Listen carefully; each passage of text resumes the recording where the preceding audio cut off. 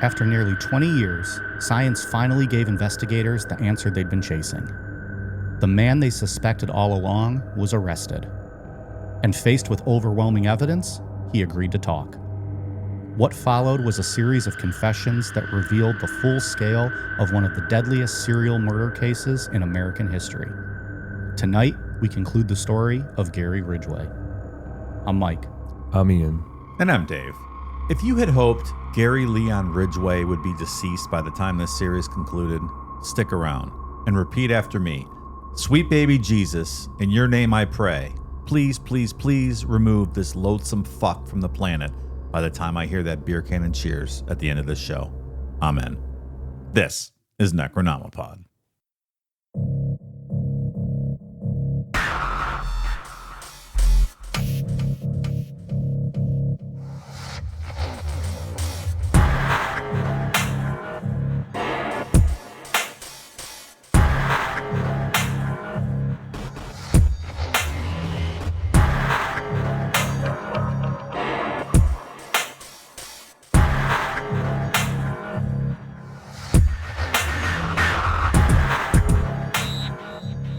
Dave, you got a whole bottle of bourbon sitting here next to your laptop tonight.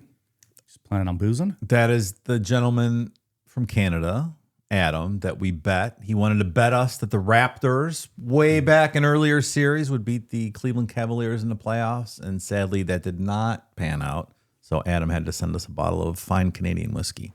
Nice. So cheers to you, Adam. All right. Glad you paid up your bet. What were we going to give him? Merch. Shirts, hoodies. I don't remember. All kind Something of shit. cool. Mike's DNA sample, whatever was laying around. Yeah. All right. We'll go Cavs. Yeah. Got us a bottle of whiskey. What does that say on there?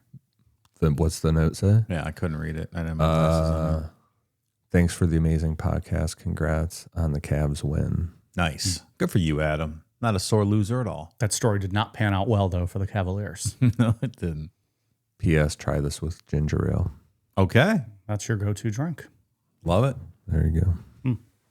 We will crack that open on a future episode, and Perhaps. we will do a cheers to you, Adam, all the way up your in Canada. lowly Raptors. And your lowly Raptors who couldn't beat the lowly Cavaliers. Nope. Well, okay. That's all I got. Okay. The Knicks won the world championship. They did. Yeah. To a less deserving fan base, it couldn't happen. I don't understand why they were beating everybody up. Calm down, man. It's fucking basketball. I can't imagine punching someone because you're basketball. You root for a different basketball team. Like, are you crazy? Yeah. And you won. Like, you should be past that. What are you like, so angry about? Like, just look at them and be like, hey, we won. Ha ha. And then go celebrate. I don't understand the violence in destroying your own city. I don't ever understand that. Yeah. But you won.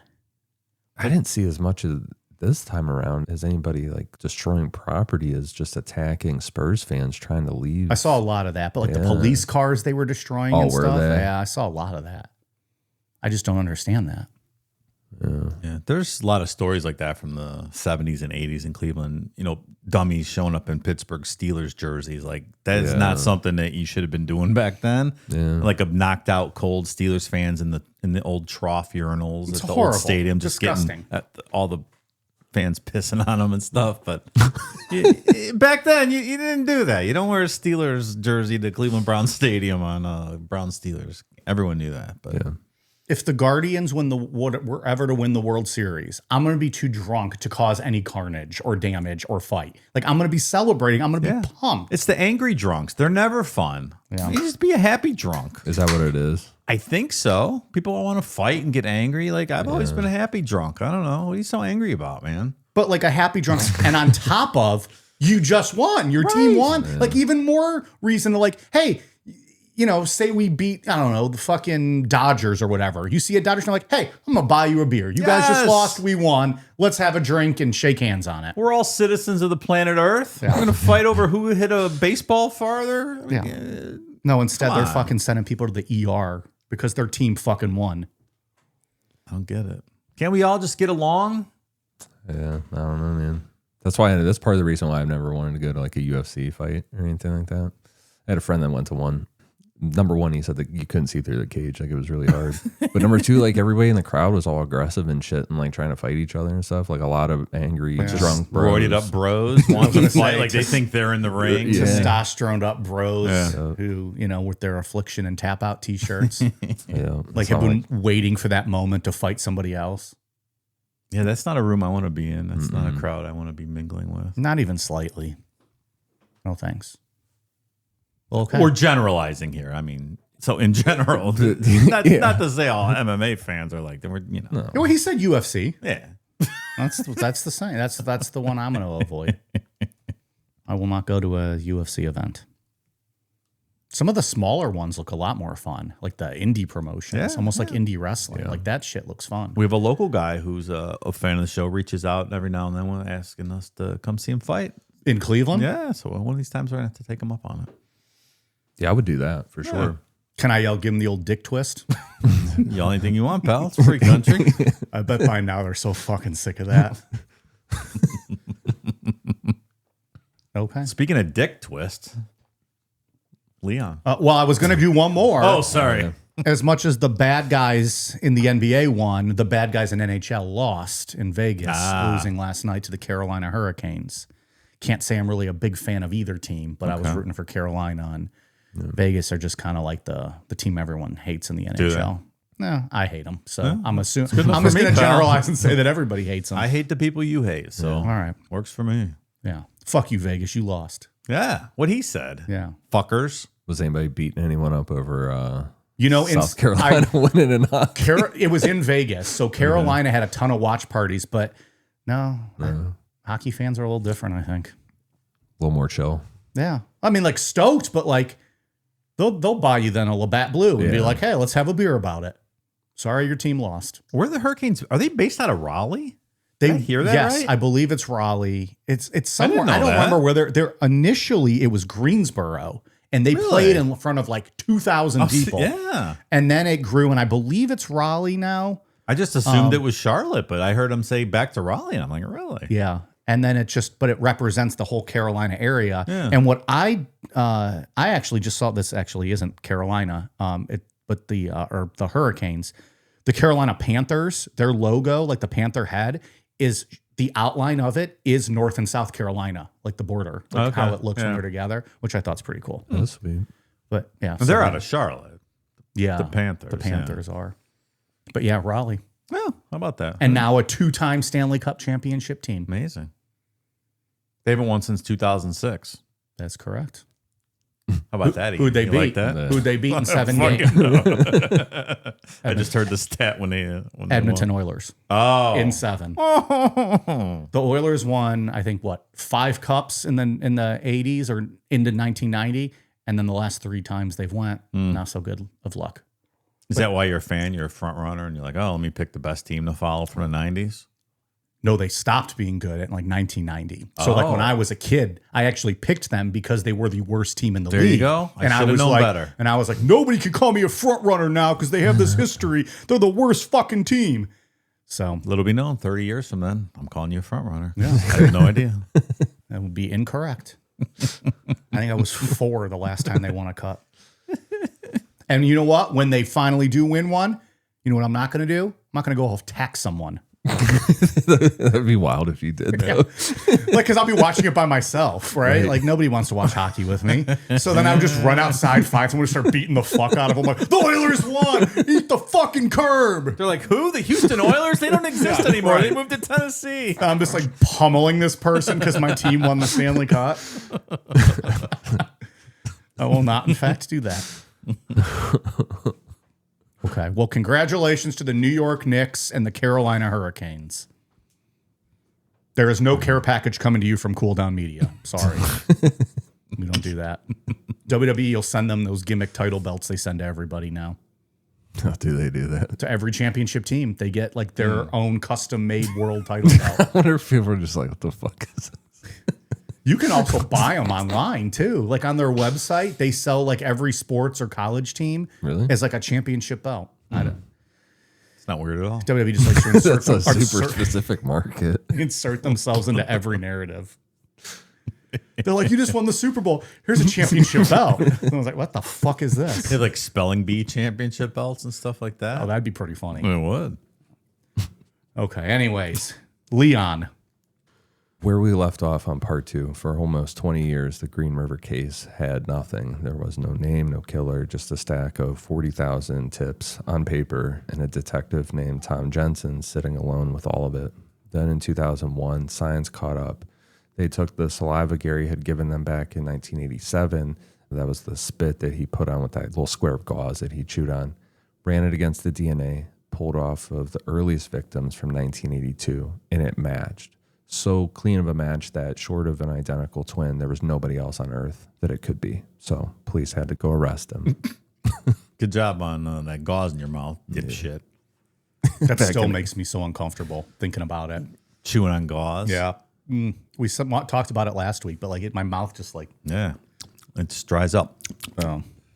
So like that chewing on tinfoil kind of thing. Oh, that's worse. I feel like it would just have like a weird texture in your teeth too. That's what I made. Like just the texture it makes your teeth feel like fuzzy and weird, and you're spitting out little fibers the whole rest of the day. Sounds awful. On November 30th, 2001, detectives went out to the Kenworth plant in Renton, where Gary had been painting trucks this whole time. They waited for his shift to end, and Gary walked out toward his truck carrying his lunchbox, like he had on thousands of other days. Scooby-Doo lunchbox? Any idea? Sure, why not? Okay. They walked up and asked him if he was Gary Ridgway. He said yes. They told him that he was under arrest for murder, and all he said was, okay. And he handed them his lunchbox. Ruh-roh. He did like a Larry David. Okay. You got me. I wonder what it's like being someone like Gary if you just think every day that moment is going to happen, or you just completely like don't give a fuck at all and don't think about it. You resigned a long time ago that this will happen one day, or based on the diagnosis that they might slap on him later, is he just like, nah, it's like just aloof to it. Right. Like yeah. I've been doing this for so long, they're not going to get me. Never mind that gauze I chewed on for them. Right. I don't know much about science, but I don't know, just my spit. Yeah, like my heart would have exploded from the stress, right? Like every day you think the cops are coming, you're going to have a heart attack from the stress. Yeah. Right. Like Better to be dumb, man. Better to be good looking and dumb. You'll have a much better existence, let me tell you. Not even worried about it because he probably wouldn't. That's like the sociopath thing, right? He doesn't have feelings, but I just wonder if it even would cross his mind on a daily basis. Like, yeah. The okay kind of seems like it would have crossed his mind. Like the fact that he didn't seem at all taken aback by it. right, like, oh shit, oh, this day finally came. Yeah. Okay. They charged Gary with 4 counts to start with. Those were the 4 murders that they had locked down by DNA. But Gary wasn't talking. He pled not guilty, and his story was that he had been with some of these women, and yeah, he'd paid them because they were sex workers, but he didn't kill anybody. And they knew that the number of victims here was way higher than 4, but at this point they couldn't prove it. So they went looking for more evidence, and they brought in a guy named Skip Palahniuk. Palahniuk was a trace evidence guy, one of the best in the world at it. We talked about him on other cases. He worked on the Unabomber case and the Atlanta child murders. And his whole thing is like really tiny stuff. He's a groundbreaking guy in the small shit. I think Atlanta child murders was pet hair or like pet dander. Wayne Williams. I remember that guy.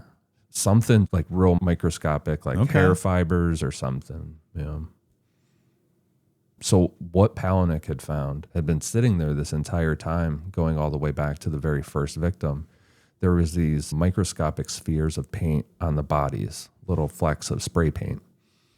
The crime lab looked right past them, partly because of technology at the time, but partly because they were focused on things that you would expect, hair fibers. Nobody zeroed in on this stuff. Palahniuk vacuumed the dust off the clothing and put it under an infrared microscope, and he identified exactly what that paint was. It was a specific industrial spray paint called Emeron, made by DuPont.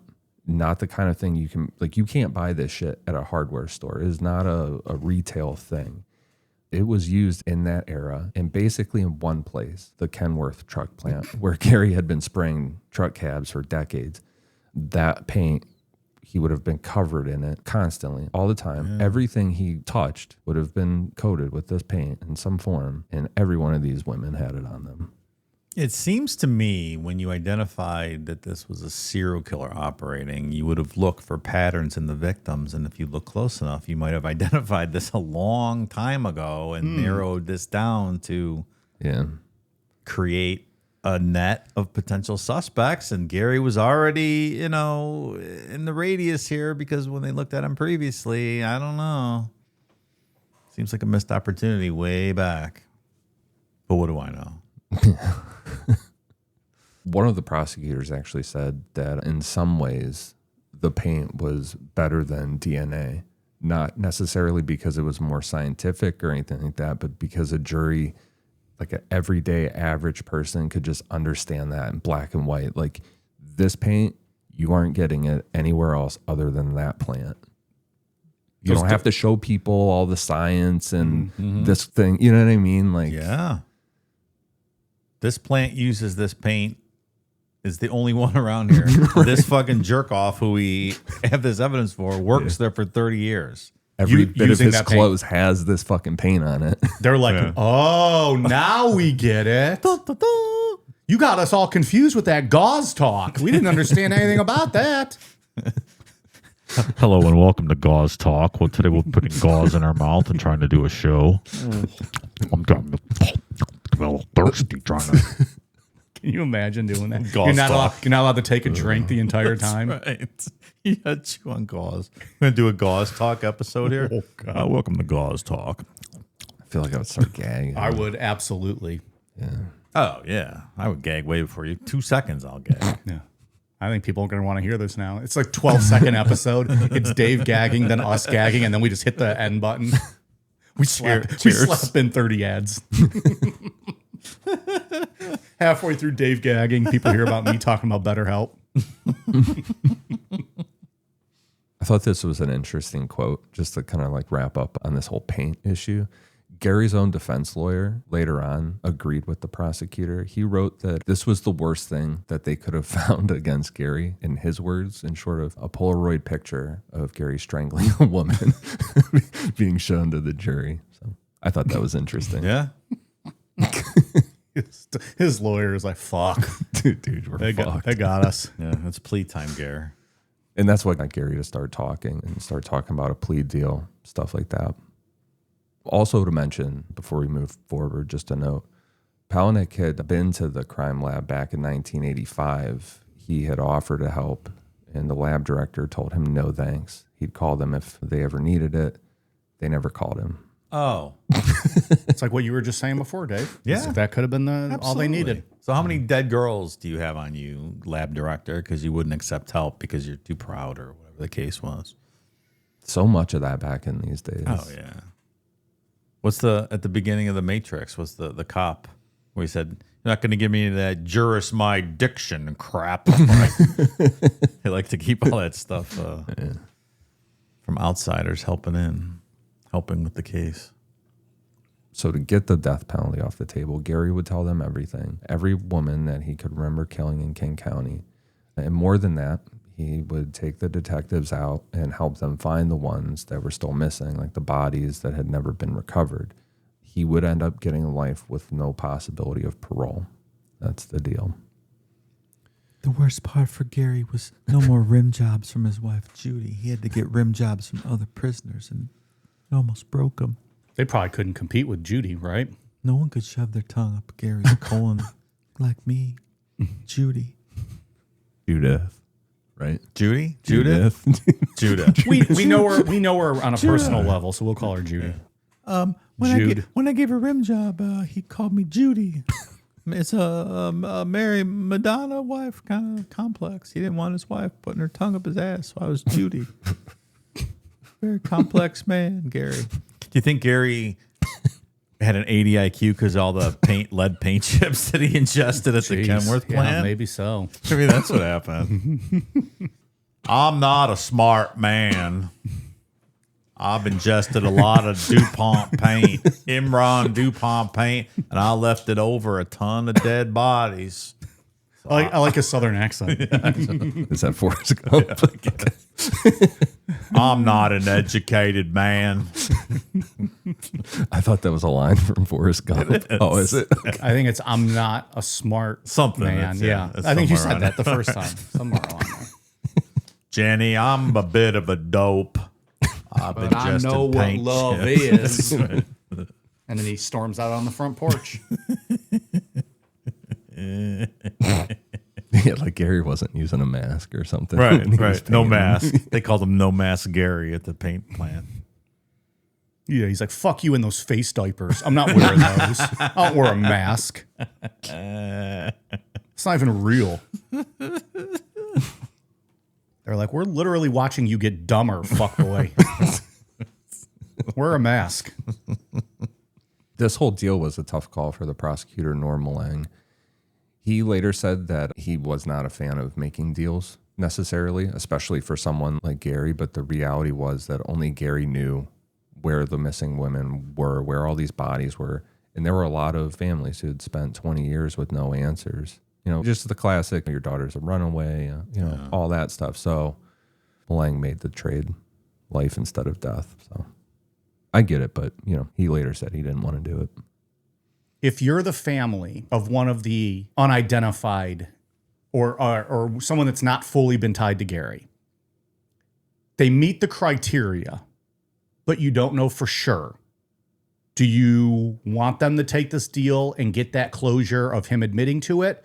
Or do you just want him dead? And just accept it was probably him. I want him dead. I think you want the closure. You think you want to know for sure? Yeah, of course. Yeah. Is it enough course, though? If she meets the criteria of everything and was in the area, you can have him dead, or you can have him knowing that, you might get the closure, but then this monster is going to still be alive. I'm fine with that. I think getting the closure and even the possibility of retrieving the body and a proper burial type thing outweighs letting him live. Okay. Yeah. Yeah. I don't have a set thought. I'm just asking the questions. I guess if I would try to put myself in this situation, I think I would want the closure. Yeah. Just to know for sure. Yeah. I might murder someone myself to get locked up in the same prison as Gary so I can stick a shiv in the side of his neck. That might be phase 2 of my plan. Would you stick a shiv in the side of his neck while someone else was sticking their tongue in his asshole? Playing the role of Judith. No, he gets no pleasure on the way out. Okay. No. All right. Maybe a shiv in his neck and one up his anus at the same time. There you go. Or you go in cahoots with the role-playing Judith, and he bites his anus and rips it out as not you're bad. shivving his neck. That's not bad. All right. I like where you're going with that, pal. For an anti-death penalty guy, you're not so bad after all. Look, vigilante justice is different. I just don't want the state doing it. I can get behind that. Like that show, what was that show called? Prison something. Where the guy, to get his brother out of prison, he had the whole schematic of prison tattooed on him, and he got sent. I don't in know the this same show. Prisoner? What's that? Prison Break? Prison Break. Sorry, that's it. You mean You ever watched You mean that? the show where they do a prison break? Yeah, Prison Break. I have not seen it. I heard never it was watched good. it either. Yeah, Wasn't it? It was only a couple seasons, I I think. don't remember, but that's what I would do. You go hardcore deep into it. Yeah, Okay. immersive. Once you, but as the family who finally got the closure, he admitted to it. He's going to get life. He's not going to die. Quote unquote. He's not going to die. Yeah. No, I guess I would. I would just give someone a carton of smokes to off them. That'd be enough. You don't have to probably go to much prison better. yourself, right? Yeah, you're going hard. And if you go for you don't need to do all that. You spring for the good stuff, the Camel Blues. They'll do whatever the fuck you want. Camel Blues for life, prisoner. Whoever takes out Leon Ridgway. Well, now you have me. I'll go do it for a Camel Blues for life. Let's go. Unless there's any prisoners in prison with Gary right now, thinking about committing this act of violence. This was satirical in nature only, and this was not an actual promise of lifetime cigarettes for the murder of Gary Ridgway. Just had to get that disclaimer out. His bunkmates listening to us like, oh, Smokes. they want me to eat out his anus and shiv him for smokes for life? Starting in 2003, a handful of detectives sat down with Gary for about 6 months. They taped everything. There's hundreds of hours talking to him. And what they got was pretty much just how routine all of this was to Gary. Gary worked second shift at Kenworth, so he'd pick up a woman on his way home from work, kill her, and then that way he had the morning free to go back and bury her. And it was like very scheduled to him. He killed so many that he didn't remember them by faces or by names. He remembered by which shift he was working that day. One of the detectives said that they came into the interviews with all these pictures laid out of victims, and pretty quick they realized that that was just going to be a waste of time, that they weren't getting anywhere with that. When they asked him how he killed them, it was the same stuff that we covered in part 1. He told them, quote, "Choking was what I did, and I was pretty good at it." Remember, he switched up his method because he was using his forearm so much that it got sore. That's right. He's like a chronic masturbator. He hurt his forearm. He was doing this so much. It's got to be wild sitting across the table from just an evil person like that, just listening to them recount, how mundane it was for him to just kill women like this. And remember, he's the famous one where he said it's like he was doing them a favor kind of thing. Like, I'm cleaning up the streets for you guys. Yeah. Fuck are you mad about? Yeah. Why are you coming at me so aggressively? It should be your job taking care of this. I'm doing it for you. We should be getting a bonus, copper. Another thing they found out during these interviews was that Gary just didn't dump the bodies and move on. He went back. And we talked about him going back and bring it up a little bit later too. But right now, specifically, we're talking about the fact that he would come back again and again and had sex with the corpses. Sometimes he would keep coming back until decomposition or animals out there had made it impossible. Sometimes Dave, this is an audio podcast, Dave shaking his head. Sometimes he would drive back out to a body during his lunch break at Kenworth. Could you imagine coming back from lunch? Like, you come back from lunch with like your coworkers and shit, and like you don't know what anybody's up to. This guy was out in the woods fucking a corpse. You were having your cup of soup over in the Right. on the whatever in the break room. He's having sex with a dead girl in the woods. He comes back and you're like, "Oh, hey Gary." He's all in a up, good dude? mood. Yeah. Yeah, he's all happy. And Chipper ready to Gary. go. Yeah. Just covered in paint chips and fumes. Jesus. When he was asked why he dumped some of the women in clusters, like as in multiple bodies in the one spot, part of the answer was just for convenience, so he could find them again for this necrophilia stuff. Oh my God. I picture him just standing in this remote spot, like just with his his forefinger and his thumb on his chin, stroking his chin, like, which one of these dead bodies am I going to have sex with on the lunch break today? Yeah, it's another instance of like we talked about last week, how the forest animals, it's not really like Snow White. Right. They come walking out of the forest and they see this. Look, we know he carried a lunch pail. When is he eating his lunch? Is my question. On the You think he's drive eating on the there? drive there, on the drive home? Worked up an appetite. He's eating his turkey sub and his apple on the drive back. Probably on the drive back, if I had to guess. I like to speculate about these things. Like he just fucked a rotting corpse and he's like, "Oh, I'm gonna have my lunch now on the drive back." Do you wash your penis? Like, it's a weird question, but it putting yourself in a scenario like this is so fucking weird. You almost had to. You would probably smell, right? Yeah. Like you're getting decaying flesh on you, probably. Like he's in the shop and someone's like, "Man, it smells like someone was fucking a corpse in here." Hey, buddy, don't buy that ground meat. I think it's bad. Jesus. Yeah, that's really. Gary's like, yeah, that smells terrible. Who would do that? This meat is foul. My wife needs to learn how to cook, right? That's why you should always go to fast food. Never buy at Never the grocery fails. store. Never let you down. Could be someone fucking the ground beef. You never know. If there was a you never know, this is the story. You never know. Is it 90-10? It's 90% beef, 10% someone's cum. I don't know. Jeez. Buy your meat accordingly, people. Or go to Taco Bell where you know it's always fresh. Nobody's ever fucking around at Taco Bell. Never. So Bowl and Branch is sponsoring the show now. And what's funny, Dave, is you had their stuff before they even came to us. Yeah, I've been using them for years now. I just needed new sheets, heard the ads, and ended up going Bowl and Branch, and I love them. What made you go with them?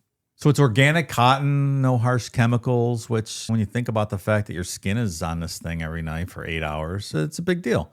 And they're just comfortable. They breathe. They don't get hot. Let me tell you, when I go to bed, it's nice and cool. It's the craziest thing. I don't know how they do it, but I run hot. I know some of you guys do too. They're just cool. You get in there and you cool off instantly. It's amazing. I couldn't believe how different they felt after the first night. I got into bed and stopped and said out loud, like, oh, this feels different. And Angie noticed too. But the other thing, after about a week, they started feeling softer. I kind of felt like I was maybe imagining it. No, they do that. Mine are way softer now than when I got them. They just keep getting, they get better the more you wash them. It's magic. I don't know what it is. Even just taking it out of the packaging, you can immediately feel the difference, like the weight of them, the way the fabric feels. It's not regular sheets. And also, like the waffle blanket really surprised me. I'm not a big blanket user. I don't like heavy blankets. I didn't expect to care about it, and now it's probably my favorite piece. It's got this texture to it, like the waffle weave, so it's cozy, but it doesn't trap heat. You're not sweating. You're not waking up in the middle of the night gasping for air. Before I added it, the bed was comfortable, but after, it was completely different. It looks better and feels more put together. Yeah, the waffle blanket is legit. That's what made the whole set feel finished for us too. After a couple of nights, we went back and added the comforter and the pillows. The comforter is temperature regulating, so I can actually have some weight on me.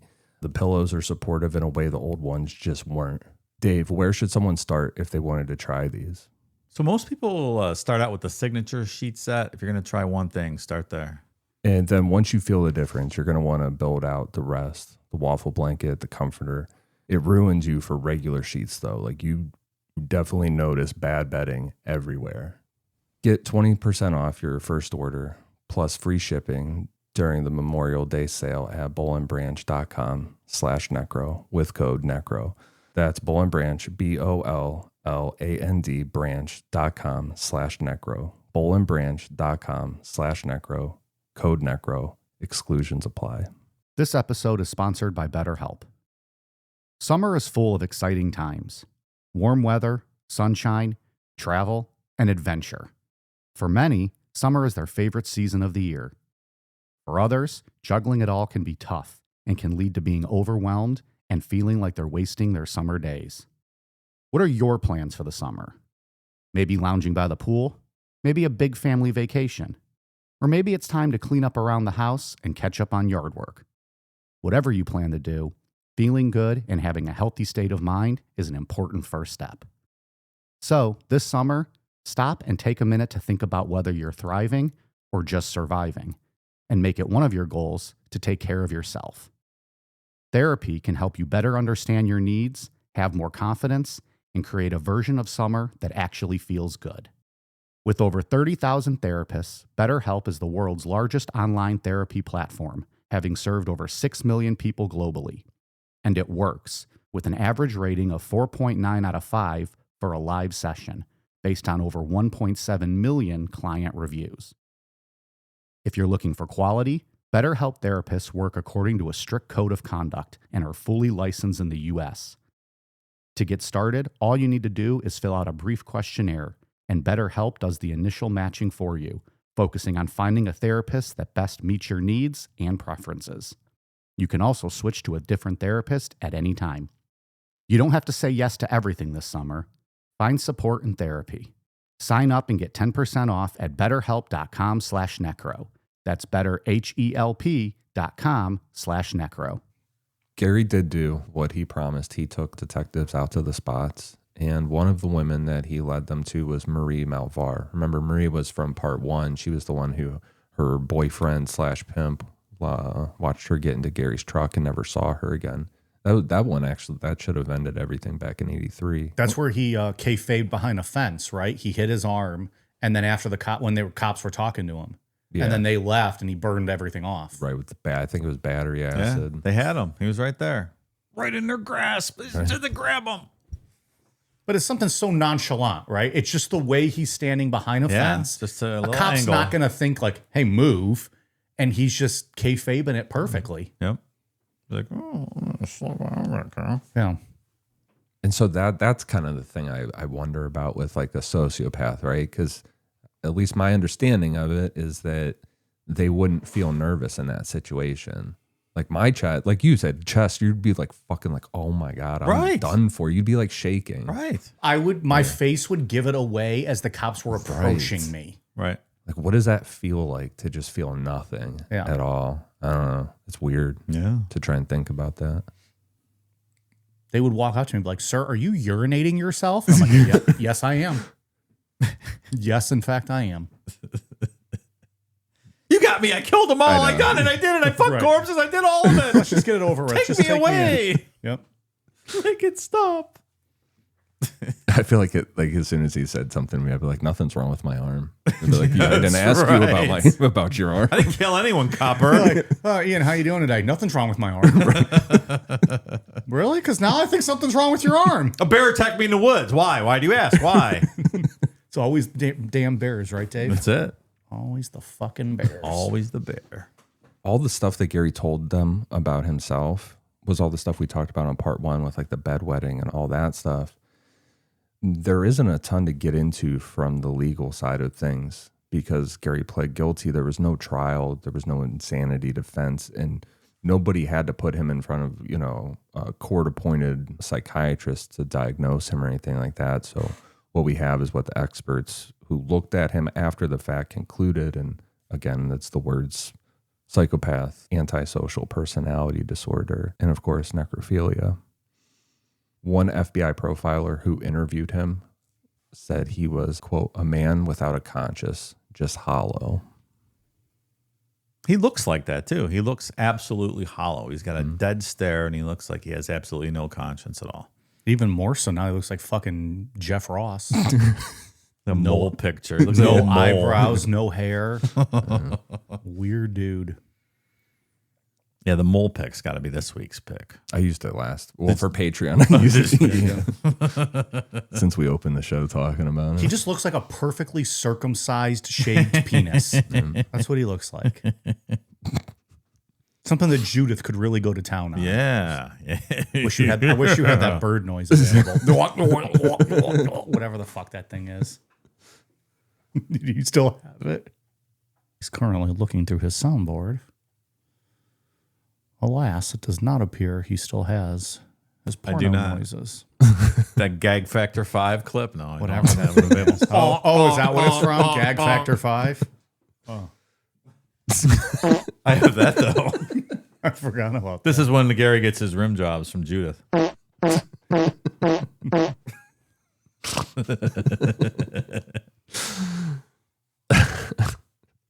In November of 2003, Gary stood in the courtroom and was made to say the word guilty 48 times, the most any serial killer in American history at that point.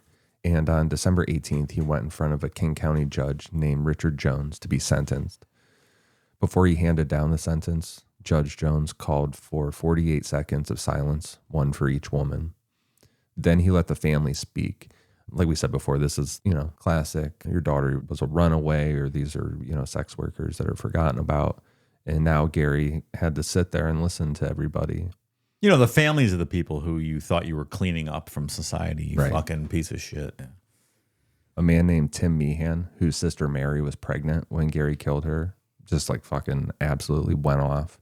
Others went the other way. Opal Mills's mother, her name was Kathy, told Gary that she forgave him, that she wasn't going to let him hold her in hate anymore.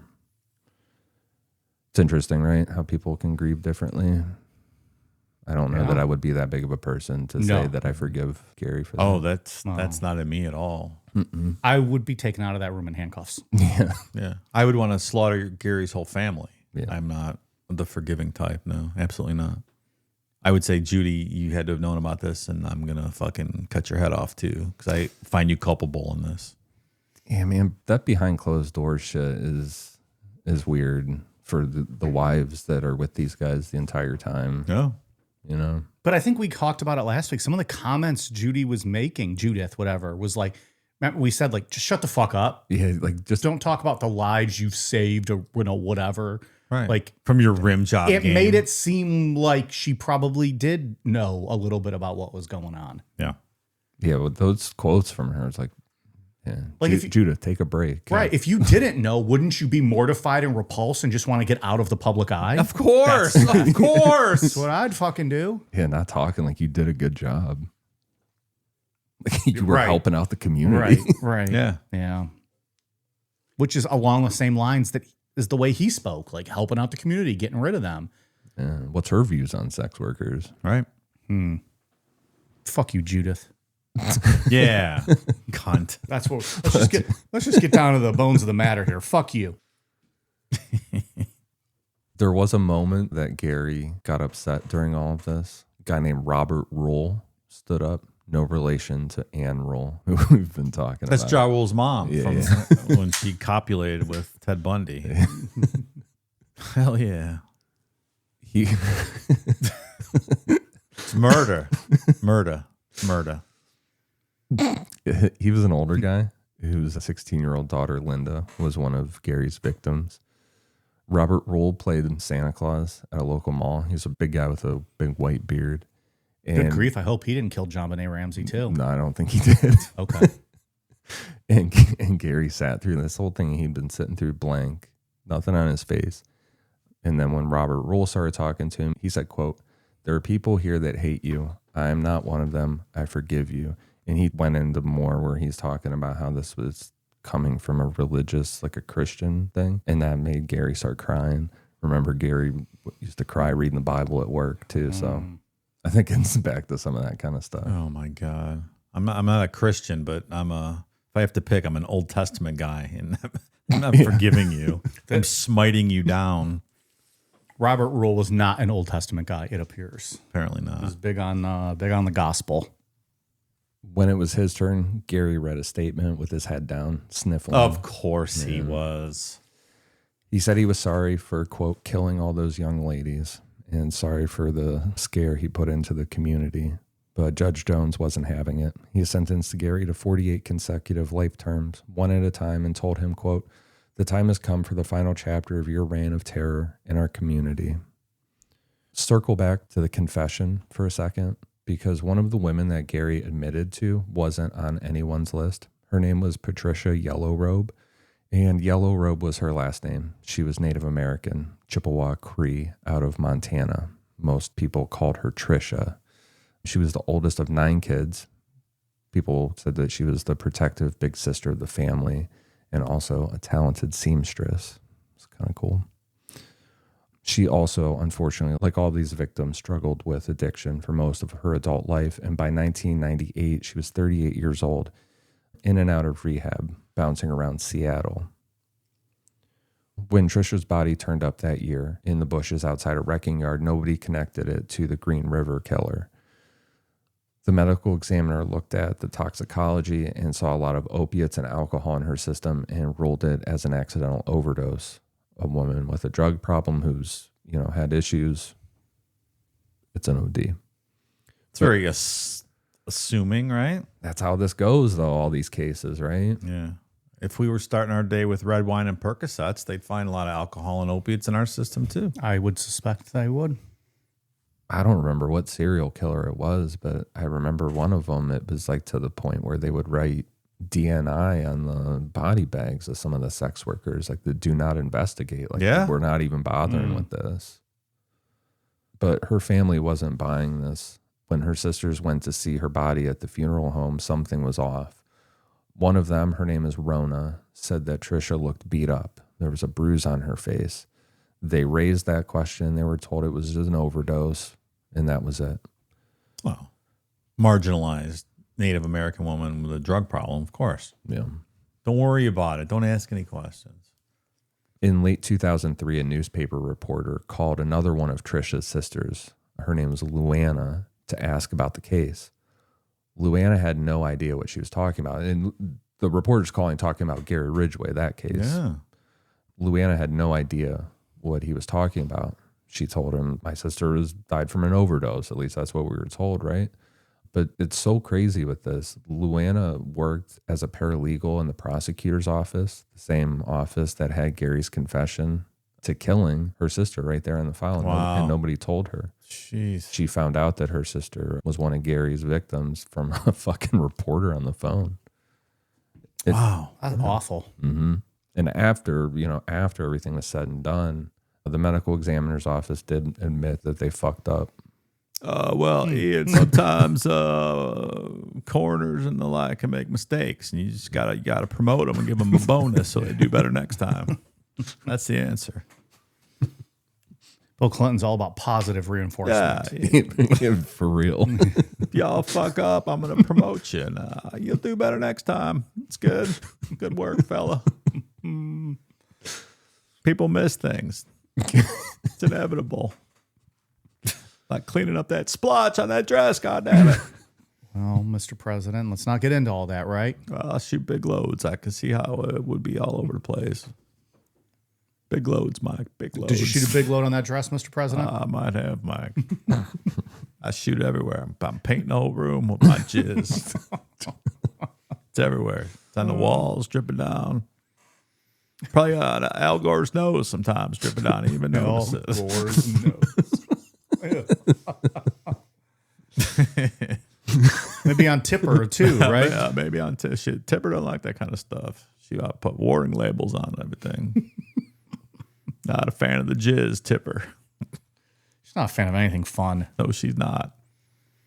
Yeah, she's acting like a real, like a right-wing person trying to get all those fucking... Yeah, she wasn't great. No. The best was when D. Snyder went into that meeting and fucking was schooled all great. of them. They're like, oh, this guy's pretty smart. Talk circles around us because we don't know what we're talking about.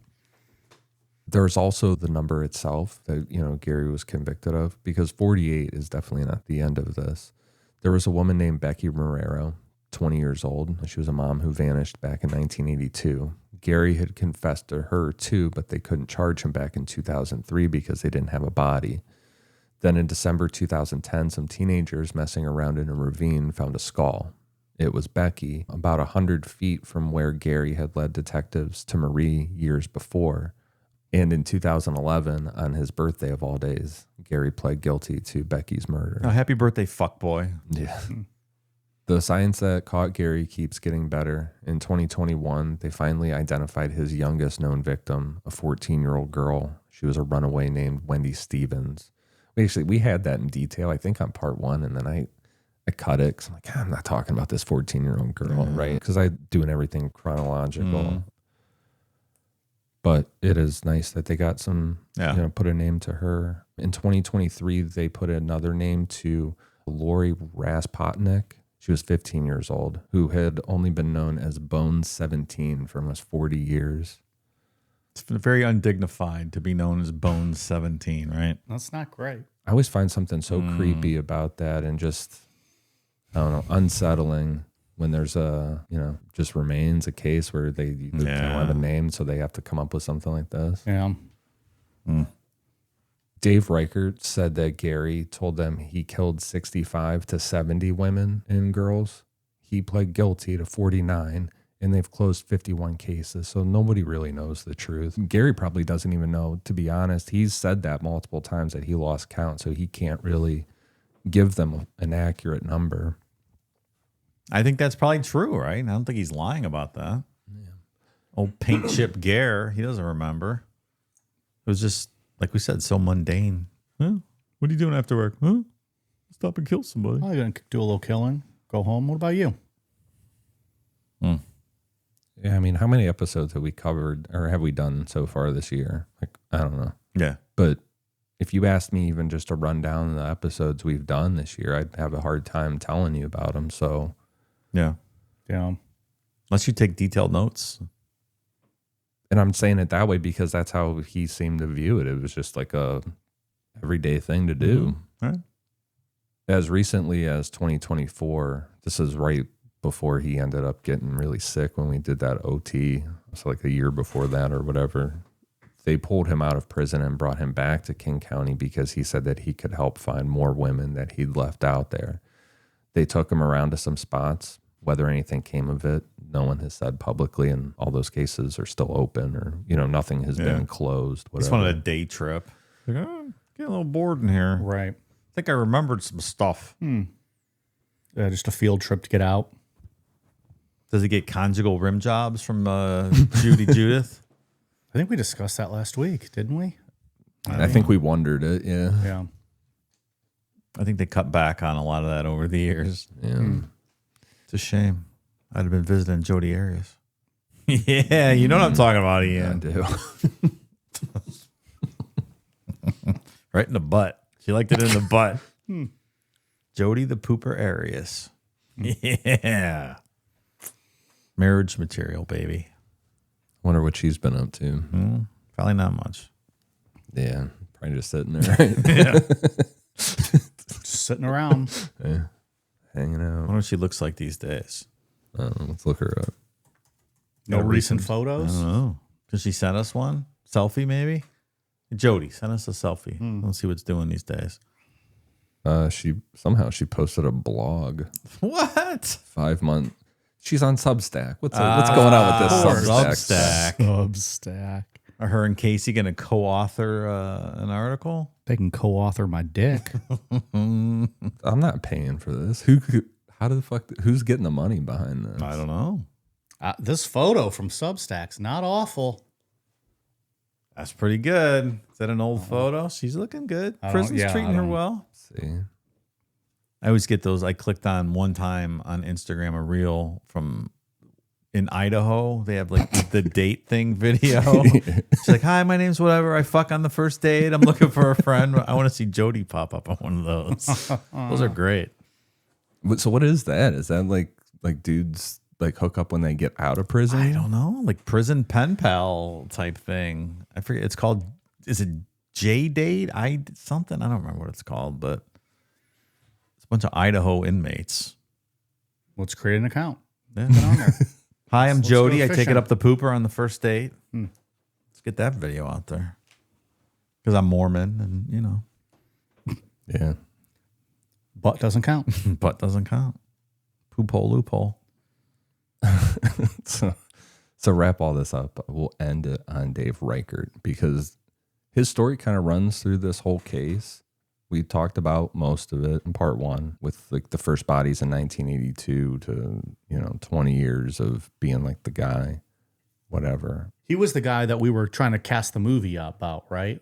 Like we were trying to figure out who we would cast as him. No, that was Tom Jensen sitting with all the tips. Yes. Yeah. Which is the single light, the cigarette, the whiskey. Right.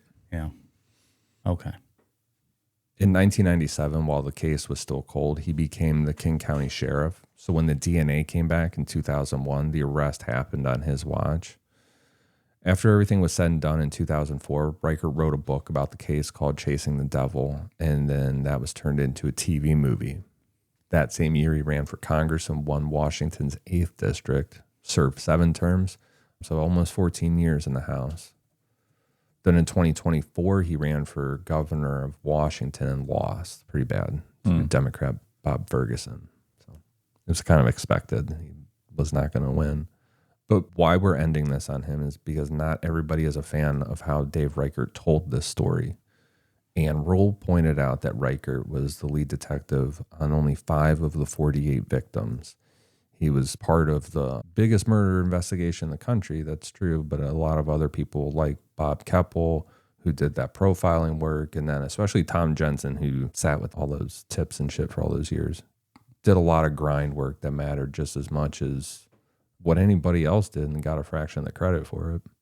Russell Crowe is who we said would play Tom Jensen, I believe. Oh, that's not bad. Was one of our leading guys, at least. So I don't know. Ann Rule's pretty vocal about it. Yeah. Every thug needs a mama. Yeah.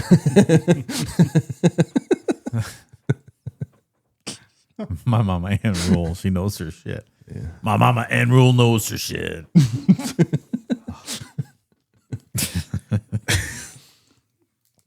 I think we talked about it. We talked about Ann Rule last week because she calls her book the definitive book. Dave Reichert called his book the definitive book. Well, so we'll That's why we're ending it with. Sounds like there's got to be a last man standing match. Who has the definitive book? There can be only one. There really can be only one definitive book. I think the other one needs to be kicked out of publication. Yeah. Just burn them all. Loser leaves town match.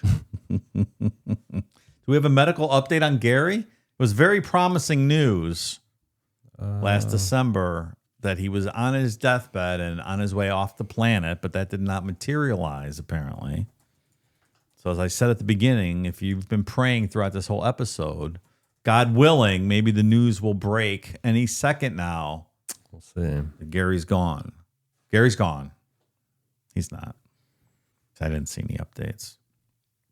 He's still here. It would be nice if that happened right here. Wouldn't that be amazing? Right as we were recording this. Die. Dead. And gone. Alas. Google's still showing an AOL.com article and a Yahoo.com article citing 5 anonymous sources. Yeah. What about Ask Jeeves? Oh, they went out of publication. They're gone for good. What happens if you go to AskJeeves.com? Because that became Ask.com, and I think I read an obituary for them not too long ago. I think it became Ask.com a long time ago, right? Yeah. I think they went under. But then the story about them going under referenced Ask Jeeves because that makes it more interesting. No one's asking about Ask.com. Yeah, no one gives a shit. All right, well, that's Gary. I think hopefully everybody liked that. I did. The redo, 3 parts It was instead of 40 minutes. A pretty thorough redo. Fuck that guy. Yeah, he's the worst. Insufferable is the word. You look up insufferable in a dictionary. This fuck stick. He's staring at you with that dopey face. That shaved penis head now. Ugh. What's Judy up to these days? She's still living? I don't know. I'm sure she is. Oh, I don't know why I said it like that, but what the fuck was her name? Judy Ridgway? Yeah, but her last name. Oh, she changed it to escape the limelight. I think it started with an M. Mawson. Oh, how clever. Judith Mawson. Here's an update from a couple years ago. Is it the same? Do you have the book update? No, it says Ravensdale author pens update on Judith Mawson. Yeah, this book, she married a serial. Yeah, go ahead and read that. A lifetime of challenges and trauma have not managed to hold Mawson 76 down. She found community through church where she allowed herself to move on from Ridgway. She finds purpose and joy through gardening and her chihuahua, Precious Princess. She even has a loving boyfriend. Quote, I am comfortable with my life now, she said in a recent interview. I get a little bit nervous sometimes when I hear things on the television about Ridgway, and I don't really want to hear them again, she continued, but I deal with it. I tell myself, quote, Judith, go forward. Go do something positive and enjoy life while you can. Oh, that's nice. How sweet. All right. There you go. I try to be positive. I want to go forward, not backwards. Telling my stories really helped me with healing and releasing the poison from what was held within for years. It's nice. She married the Green River Killer. Okay. Whole book about that, huh? Yeah, how about that? Amazing what you can make a book out of these days.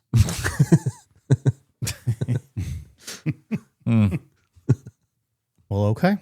After his 1988 marriage to Mawson, Ridgway's rate of killing appears to have slowed significantly. The couple's happy and busy years may have had a stabilizing effect on Ridgway's urge to kill. Those are her exact words. How about that? Quote, Gary told me that. Judith told me that. This is the author. But he did do some killings. He couldn't completely cut it off. He told me he was addicted, like a man gets addicted to beer. Okay. All right. That's nice. All right. No more of that. That's enough. Good for you, Judith, turning your life around. She still give rim jobs? Old tongue up the poop chute, you think? Yeah, because it saves lives, right? Yeah. Her rim jobs save lives. Yeah, if it worked back then, surely it still works today. It'd be wild if her current boyfriend turned out to be a serial killer too. God damn. It's actually her rim jobs that fuel the need to kill That's right. en masse. Oh my. Oh my. Judy. All right. Well, on a higher note, Dave, what do you got for us on the old Patreon? Well, thank you to new patrons. Danny, the one true prawn, Rosabella Pensano, Dave's Dirty Martini. You know, must go down pretty easy if your name is Dave's Dirty Martini, because those go down really well. Theron Widener, Laura Kilpatrick, Chris, Poop Skadoop. You guys remember that time Mike fucked a dog, then shit his pants on the porch? I don't think he fucked a dog when he shit his pants. I'm not sure where that came from, That's sir. kind of a weird thing to say. I think you're blending together a joke from back in the day or something. This person's at home thinking about you fucking a dog, Mike. Well, I mean, I'm not going to kink shame, but that's pretty fucking weird, man. Elijah Snow, Susie, Elizabeth Gardner, Samantha Hager, Matthew, Carrie Peterson, Serena Bertoldo, Mrs. Todd, Possum Piss 69, Nick Williams, Rapid S3MI. What does that mean? Rapid Semi, Rapid S3 Miles. I don't know. Jessica H, Brett Lemke, Mycelium, Jose, Cena Lover 159, Miss CC93, Natasha Artiaga, David Theriot, Josh, Andy Eves UK, Adam Noss, and finally, I cucked Human Z. Oh no! I mean, people always bring up Human Z every once in a while. Oh no! Was that a Sunday show or a bonus show? I think a bonus. That's not a Sunday show. No. No, that's not Sunday material. That's good stuff, though. So that was the Human Z being cucked. Oh, no. Ian, what you got for us on your end? On Patreon, we just did a bonus episode on Brenda Schaefer. Very Strange. Yeah, very weird story. A lot of twists and legal turns, and so that's there. We have a Mike's History Corner coming up Later this month? Yep. It'll be just a fun, light one. Yeah, we got that, and then we're wrapping up Megan McDonald, part 2 of that. That's right. The listener infused research episode. Mm-hmm. Fun. So we'll finally put a bow on that. And then we also did cargo cults, which I thought that was pretty fun. It was a good one. Really different, unique show. Yeah. Yeah, that was a good one. So go check all that out on Patreon. Okay. Dave, anything else on your end? No, sir. You are good to go. Please proceed. Ian, you were good? Yep. We are on Twitter, Facebook, Instagram, YouTube at Necronomipod, patreon.com/Necronomipod, Necronomipod.com, and Amazon.com. Search Necronomipod for all of our merch. All right, you guys ready for the cool down beer? Cheers.